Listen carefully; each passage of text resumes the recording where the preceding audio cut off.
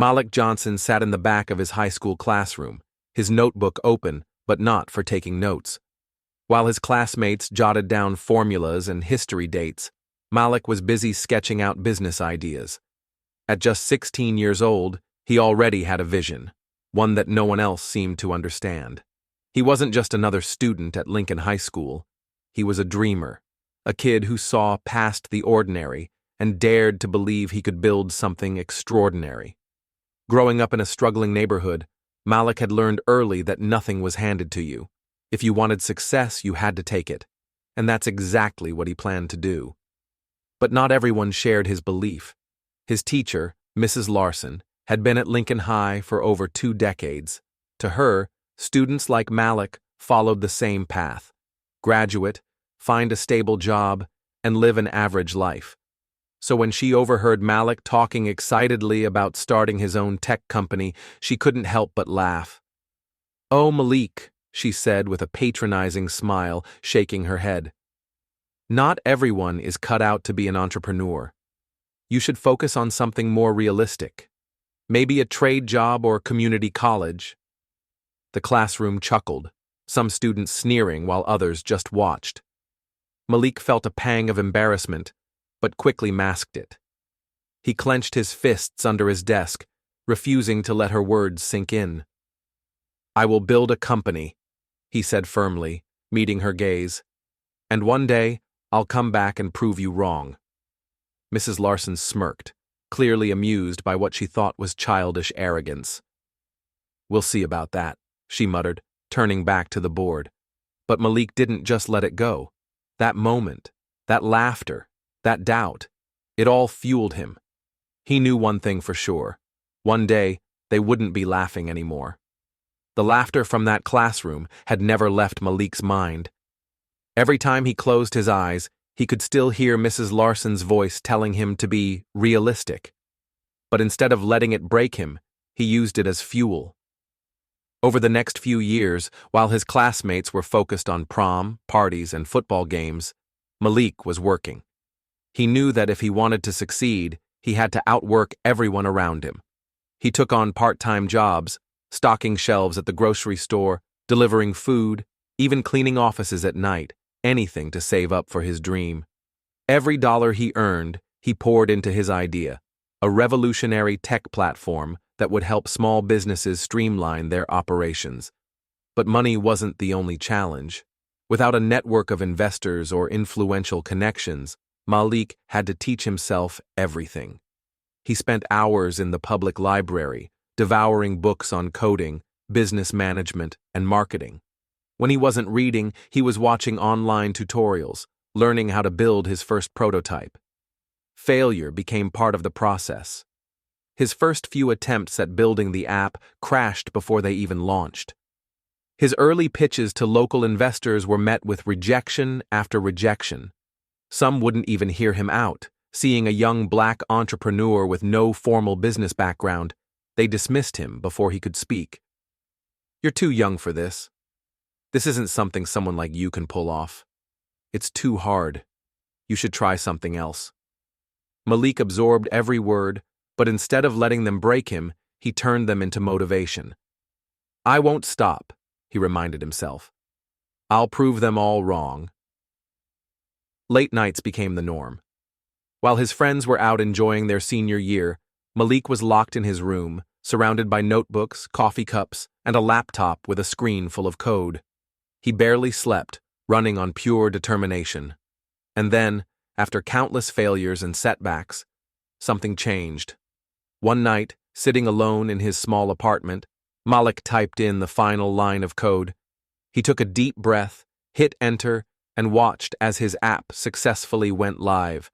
For the first time in years, he allowed himself to smile. It wasn't the end of his journey, but it was proof that he was on the right path. And one day he was going to show Mrs. Larson just how realistic his dreams really were. After graduating high school, Malik enrolled in a local community college. It wasn't a fancy Ivy League school, but to him, that didn't matter. He had a mission. While his classmates were focused on social events and part-time jobs, Malik was already laying the foundation for his business. He spent his days attending classes and his nights refining his app. His apartment became his office, a cluttered desk covered in notebooks, wires, and an old laptop with lines of code flashing across the screen. Every time he improved the app, he imagined the countless small business owners who would benefit from it. He knew he had something special. He just needed the right opportunity. That opportunity came in the most unexpected way. One evening, Malik attended a local business networking event. He almost didn't go. He felt out of place among seasoned entrepreneurs in expensive suits. But something inside him told him to take the chance. As he stood by the refreshment table, reviewing the notes on his phone, he struck up a conversation with an older gentleman, Thomas Whitmore. Whitmore was a respected investor in the tech industry, though Malik didn't recognize him at first. "So, what do you do, young man?" Whitmore asked, sipping his coffee. Malik hesitated, but then spoke with confidence. "I built an app that helps small businesses automate their operations, scheduling, inventory, payments, all in one place." Whitmore raised an eyebrow, intrigued. "And what makes your app different?" Malik pulled out his phone, opened the app, and gave a quick demonstration. He explained how he'd designed it with simplicity in mind, making it accessible to small business owners who didn't have the resources for complex software. As Malik spoke, Whitmore's expression shifted from polite interest to genuine excitement. This could change everything," he murmured. For the first time in his life, someone outside of his family truly saw his vision. "I'll be honest with you, Malik," Whitmore said after a pause. "I've seen dozens of startups pitch ideas like this, but none have thought about it the way you have. You've built something practical, something businesses actually need." Malik's heart pounded. Was this really happening? "Let's talk," Whitmore said, handing him a business card. "I want to hear more." That meeting was the turning point. Within weeks, Whitmore and his investment firm backed Malik's startup with funding, allowing him to expand his app beyond anything he had imagined. With financial support, he was able to hire a team, refine the platform, and launch a full-scale marketing campaign. The results were explosive. Small business owners from all over started using the app, praising its ease of use and efficiency. It wasn't long before major publications picked up on the success story, a young black entrepreneur disrupting the tech industry with a revolutionary idea. Within 2 years, Malik's company had skyrocketed in value. Investors lined up to partner with him. Tech giants reached out with acquisition offers. But Malik wasn't interested in selling out. He wanted to build a legacy. And as the world started recognizing his genius, Malik knew exactly where he wanted to go next. Back to Lincoln High School. Back to the classroom where Mrs. Larson had once laughed at his dreams. Years had passed, but as Malik stepped through the familiar hallways of Lincoln High School, it felt like he had never left. Except this time, he wasn't the quiet, overlooked teen who sat in the back of the classroom, dreaming of a future no one believed in. This time, he was a billionaire. The weight of his success carried him forward with confidence. His company, now worth over $1 billion, had changed the landscape of the tech industry. He had built something monumental, something that no one, not even Mrs. Larson, had believed he could achieve. And today, he was back to remind her of just how wrong she had been. As he walked past students in the hall, a few heads turned, recognizing his face from magazine covers and online articles. Some whispered his name in hushed excitement, while others stared, unsure of who he was but sensing his importance. Reaching the administrative office, Malik requested a meeting with Mrs. Larson. The secretary looked at him curiously. "Are you a former student?" she asked, flipping through a visitor log. "Yes, ma'am, Malik Johnson." Her eyebrows lifted slightly. "Wait, the Malik Johnson?" She pulled up his name on her computer screen and gasped softly. His achievements were well documented, his company a household name. "Mrs. Larson is in the teacher's lounge," the secretary said, still in shock. "I'll let her know you're here." A few minutes later, Malik stepped into the lounge, and there she was, Mrs. Larson, the teacher who had once mocked his dreams. She was sitting at a round table, flipping through a pile of papers, preparing for her next class.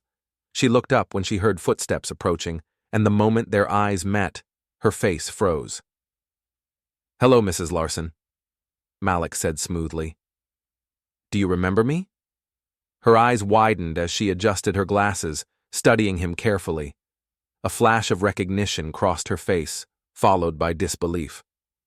"Malik? Is that really you?" "It's me," he confirmed with a nod, his voice steady, carrying none of the hesitation he once had in her classroom. She stood slowly, still processing the moment. What are you doing here?" Malik smiled, a mixture of amusement and satisfaction in his expression. "I just wanted to stop by and show you how far I've come. I'm the founder and CEO of a tech company now. It's valued at over $1 billion. Mrs. Larson's mouth parted slightly, as if trying to form words, but nothing came out. The teacher who had once laughed at his ambitions now stood before him, speechless. Malik pulled out a small, leather-bound notebook, the same one he had used to jot down business ideas all those years ago. He placed it gently on the table in front of her. "You told me dreams like mine weren't realistic," he said, his tone calm but firm. "That people like me should stick to something more achievable." He met her eyes directly. "But I believed in myself, and now the world believes in me too." The room was silent, heavy with the weight of his words. Mrs. Larson, still processing, finally whispered, "Malik, I never meant to discourage you." Malik simply nodded. "Maybe not. But your words stuck with me, and I turned them into fuel." He straightened up, giving her one last look. "I just thought you'd want to know." Then, without another word, Malik turned and walked out, leaving Mrs. Larson standing there, still frozen in stunned silence. Mrs. Larson sat down slowly, her hands resting on the pile of papers she had been grading just moments before. The weight of Malik's words hung in the air, pressing down on her with a force she hadn't expected. The same student she had once dismissed as unrealistic, as someone who needed to lower his expectations, was now standing before her as a billionaire. I had no idea," she finally said, her voice barely above a whisper. Her fingers toyed with the edges of the notebook Malik had placed in front of her, the very same one she had watched him scribble in all those years ago. I never imagined you'd actually—" Malik raised an eyebrow. "You never thought I'd make it?" He didn't say it with bitterness, but with an undeniable truth. Mrs. Larson swallowed hard, guilt evident on her face. "I was wrong," she admitted. "I was wrong to dismiss your dreams like that. I should have encouraged you instead of making you feel like success was out of reach." Malik studied her carefully. He had waited for this moment for years, not for revenge, not for validation, but to prove to himself that he had done it despite the doubters. Mrs. Larson wasn't the only one who had laughed at him back then. There had been classmates, neighbors, even some of his own friends who thought his dreams were ridiculous. But here he was. "You weren't the only one who didn't believe in me," Malik said finally, his voice calm, controlled. "A lot of people thought I was just a kid with wild dreams and no chance of making them real." Mrs. Larson nodded, still struggling to find the right words. Malik leaned slightly forward, resting his hands on the table. "That's why I do what I do now. To show kids like me that they don't need permission to dream big, that they don't need validation from anyone, especially from people who can't see their potential." Mrs. Larson exhaled deeply. "You're right. I see that now." For the first time, Malik saw something different in her expression. Not pity, not dismissal, but respect. He straightened up, giving her a small nod. "I didn't come here for an apology, Mrs. Larson. I came to show you what's possible. Not just for me, but for every kid who ever sat in one of your classes." Mrs. Larson sat in stunned silence as Malik turned to leave. And as he walked out of the lounge, she stared at the notebook in front of her, the one filled with the dreams she had once mocked. Walking out of his old high school, Malik felt something shift inside him. It wasn't just about proving his past doubters wrong. It was about making sure the next generation of dreamers didn't have to fight the same battles alone. He had built his company from the ground up, but he knew that there were so many kids just like him, sitting in those same classrooms, who had the talent and ambition to do the same, if only they had the right support. That same afternoon, Malik arranged a meeting with the school's principal, Mr. Bennett. The older man greeted him warmly, already having heard of Malik's incredible success. "I have to admit," Mr. Bennett said with a smile, "it's not every day that a former student walks in and makes headlines like this." Malik chuckled. "I'm just getting started." He wasted no time getting to the point. "I want to give back to this school, the place where I first started dreaming," he said. "There are kids here who have potential but lack the opportunities and resources. I want to change that." Mr. Bennett leaned forward, intrigued. "What do you have in mind?"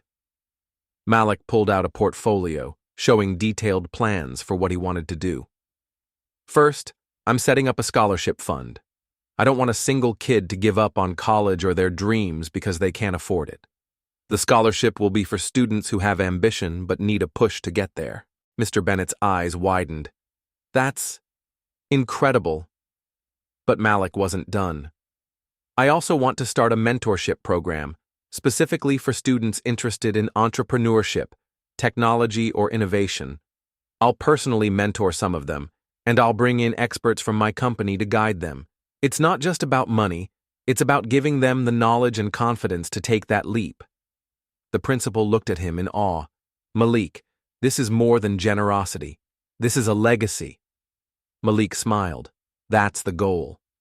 Within weeks, the Malik Johnson Future Leaders Program was launched, offering scholarships, mentorships, and internships at his company. He personally visited classrooms, speaking to students, answering their questions, and most importantly, showing them that dreams were possible, no matter where you came from. He wasn't just giving back, he was building a movement. Malik stepped outside Lincoln High School, the very place where his dreams had once been mocked. But today, it felt different. The air was lighter, filled with hope instead of doubt. A group of students surrounded him, eager, inspired, their eyes filled with something Malik recognized: possibility. "You really started with nothing?" a young boy asked, gripping a notebook as if it held his own dreams. Malik smiled, nodding. "Nothing but a dream, hard work, and the belief that I could make it. And guess what? You can too." The students exchanged glances, their minds buzzing with new ideas. They weren't just listening to a billionaire. They were looking at proof that success wasn't reserved for the privileged. As Malik turned toward the parking lot, he paused for a moment, glancing back at the school. The same hallways that once echoed with laughter at his expense were now filled with whispers of admiration. The same walls that once confined his ambition had now become the foundation for his legacy. This wasn't just about proving Mrs. Larson or his classmates wrong. It was about proving himself right. He took a deep breath, smiled, and walked forward. As he stepped into his car, the screen slowly faded to black, and the words appeared: "Dream big, work hard, and prove them wrong."